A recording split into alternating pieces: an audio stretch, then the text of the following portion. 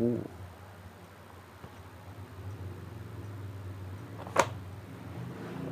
Our next topic is about the element of line. Let us first discover what the definition of line is. Essentially, when you put two or more points together, you create a line. A line can be lyrically defined as a point in motion. It is one of the 7 elements of art. Line is considered to be a moving dot, and it has an endless number of uses in the creation of art. Line can control a viewer's eye. It can describe edges. It can indicate form as well as movement. It can also indicate value and a light source in drawing. Line is an element of art defined by a point moving in space.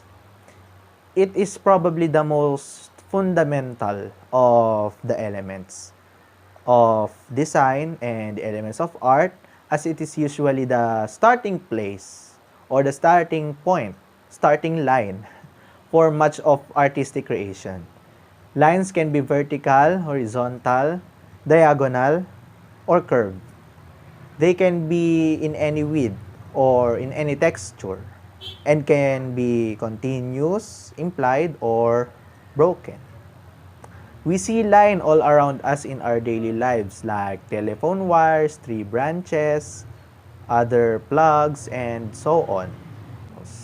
It has different types such as the horizontal, the vertical, diagonal, curved, and the combination of them all. Now, let us proceed with the categories of line. The first one is the actual line.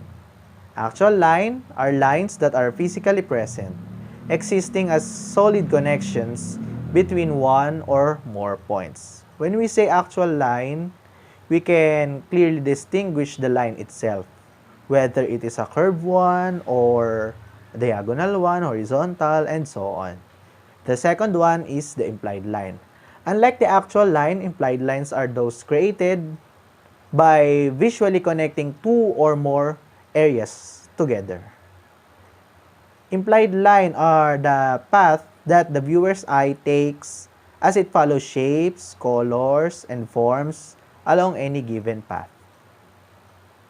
The line is not clearly seen, but rather the direction that the viewers will picture visually from the line. The viewers themselves can picture the line by the direction given by the implied lines. Next is the straight or classic line. It provides structure to a composition. They can be oriented to the horizontal, vertical, or diagonal axis of surface. Straight lines are by nature visually stable while still giving direction to a composition. The last one is the expressive line. Expressive lines are often rounded and follow undetermined paths.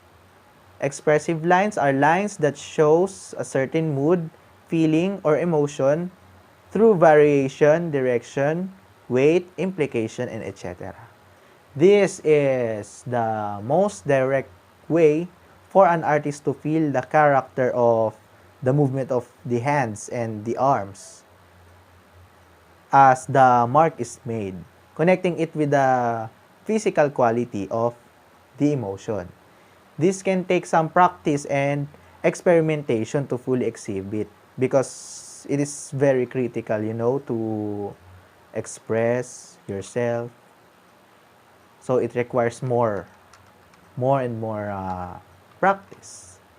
It shows the inner self of an artist as the artist uses this category to logically and artistically express emotions and feelings.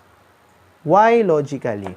Because the viewers themselves will interpret what is the mood of the artist. And artistically, because of the creativity of the artist to express himself or herself through drawing, through art. Now that we have discovered what is line and its categories, let us now proceed to the next topic. Woo!